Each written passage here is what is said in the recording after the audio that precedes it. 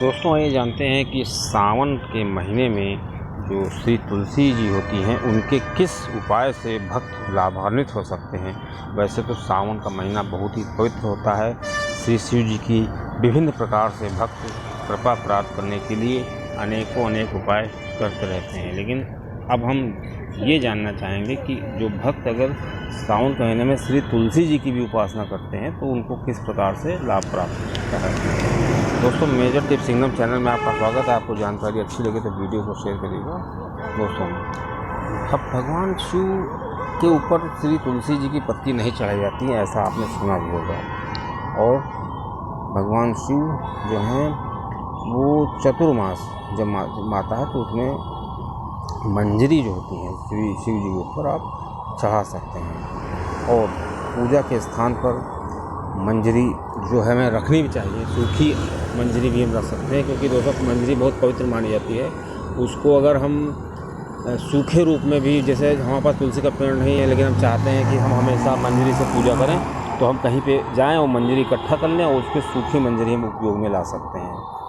दोस्तों एक चीज़ और आपको बता दें कि श्री तुलसी जी का जो पेड़ होता है उसमें मंजरी ज़्यादा अगर लगी हो, घर में आपके लगा है तुलसी का पेड़ और मंजरी ज़्यादा है, तो समझ लीजिए कि वो नुकसान करता है। वो ज़्यादा मंजरी होने का मतलब है कि माता जी को तकलीफ़ होती है और उससे क्या होगा कि आपको धन की हानि हो सकती है या आप मानसिक रूप से प्रताड़ित हो सकते हैं। तो इसलिए हमेशा ये चीज़ सुनिश्चित कर लेनी चाहिए कि हमारे घर में जो तुलसी लगी हैं उसमें मंजरी ज़्यादा नहीं होनी चाहिए, उसको हमेशा निकालते रहना। अब दोस्तों जो फिर अपने टॉपिक पर आ जाते हैं कि पूजा के स्थान पर जो है मंजरी रख सकते हैं। दूसरी चीज़ है कि तुलसी माता जो होती हैं वो श्री लक्ष्मी जी का रूप होती हैं।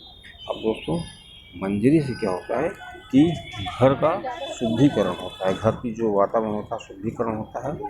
और हमें उत्तर की दिशा में एक तांबे के लोटे में जल भरना चाहिए और उसमें थोड़ी सी मंजरी डाल देनी चाहिए और अपने घर की उत्तर दिशा में रख देना चाहिए।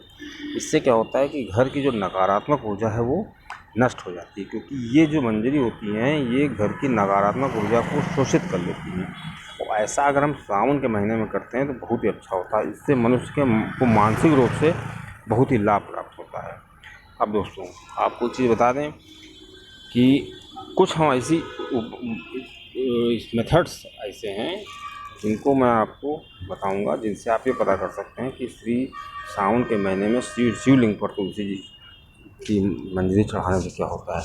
दोस्तों श्री शिव जी पर तुलसी की मंजरी चढ़ाने से या उनका रुद्राभिषेक करने से मनुष्य को बहुत ही अच्छा धन लाभ प्राप्त होता है। यहाँ तक कि मनुष्य के सभी संकटों से उसको मुक्ति मिल जाती है। इसके लिए आपको क्या करना चाहिए, एक लोटे में जल ले लें, उसमें मंजरी रख दें, थोड़ी देर तक रखे रहें 2-4 घंटे तक। उसके बाद श्री शिव जी के लिंग पर उसको रगड़ करके साफ़ करें और मंजरी को वहाँ पे छोड़ दें।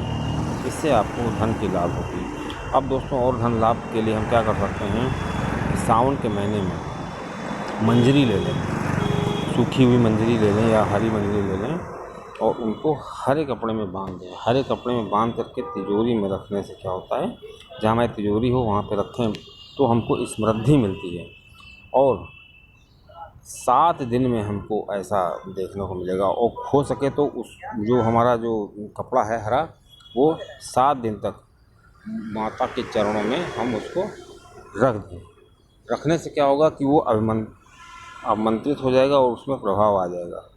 अब दोस्तों आपको बताएं, मंजरी के जल से श्री शिव जी का अभिषेक करते हैं तांबे के लोटे में जल लेकर के, तो मनुष्य के सारी बाधाएं नष्ट हो जाती हैं। उसके शरीर की जितनी नकारात्मक ऊर्जा है वो नष्ट हो जाती है।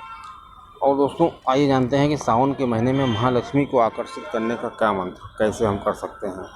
तो दोस्तों उसके लिए एक उपाय है कि हम लोग को एक लाल कपड़ा ले लेना चाहिए, उसमें थोड़ी सी मंजरी रख लेनी चाहिए और घर में जहाँ पर धन रखा जाता है उस स्थान पर हमें उसे हमेशा के लिए रख देना चाहिए। अगर हम पर्स रखते हैं तो हम उसे पर्स में भी रख सकते हैं और हमेशा उसको रखे रहें, तो उससे क्या होगा कि हमें धन की प्राप्ति होगी। अब दोस्तों अगर घर में मानसिक कलह रहती है, तनाव रहता है, तो उसके लिए हमें क्या करना चाहिए। दोस्तों गंगा जल लें एक लोटे में और मंजरी की मदद से उसका पूरे घर में छिड़काव कर दें तो इससे घर में कलह नहीं रहेगी और मनुष्य को किसी भी तरह का मानसिक तनाव होगा तो उसको बहुत ही लाभ मिलेगा। और दोस्तों ऐसा अगर हम शुक्रवार को करते हैं तो बहुत ही अच्छा रहेगा। और दोस्तों आपको बताएं शुक्रवार के दिन क्या करना चाहिए।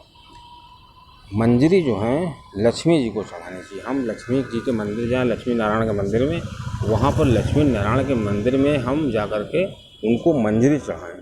तो उससे क्या होगा कि मनुष्य के जो पैसे की बाधाएं आ रही हैं, उसके शरीर में किसी भी तरह के उसको जीवन में बाधाएं आ रही हैं, पुत्र विद्यार नहीं हो रहे हैं, धन की किसी प्रकार की समस्या है, वो सभी समस्याएं दूर हो जाती हैं। अगर दोस्तों वास्तु दोष है कि किसी घर में, तो वास्तु दोष के लिए क्या करें, नहाने के पानी में हमको मंजरी डाल लेनी चाहिए। इससे क्या होगा, घर के ग्रह दोष भी दूर होते हैं और मनुष्य के घर का जो वास्तु दोष है वो भी दूर होता है। जब घर का वास्तु दूर होता है तो सभी तरह की जो नेगेटिव एनर्जी है, नकारात्मक ऊर्जा है, वो नष्ट हो जाती है। अगर दोस्तों किसी के विवाह में बाधा आ रही है तो क्या करना चाहिए, दूध, तुलसी और तुलसी की मतलब मंजरी ले लें, उसको दूध में डाल के श्री शिव जी को चढ़ाएं। निश्चित है कि सावन के अंत तक उसके विवाह की किसी न किसी कहीं ना कहीं से खुशखबरी उसको प्राप्त हो जाएगी। अब दोस्तों बालकनी में भी हम अपनी तुलसी को रख सकते हैं, मंजरी के पेड़ों को रख सकते हैं। उसके लिए क्या कर सकते हैं, लंबे समय तक अगर किसी को धन की समस्या बनी है तो वो क्या करें, उत्तर की दिशा में तुलसी की मंजरी को बालकनी में रख दें उसको। उससे क्या होगा कि घर में सुख शांति बनी रहेगी और उसकी जो लंबे समय से आ रही धन की समस्या है वो दूर हो जाएगी। दोस्तों ज्योतिष और धार्मिक उपाय अपनी आस्था को ये ध्यान में रख के करें। मतलब ये हमारे कहने से या किसी वीडियो को देखने करके आप इसको ना करें। अगर आपको आस्था हो श्री तुलसी जी पे तभी आप ऐसा करें।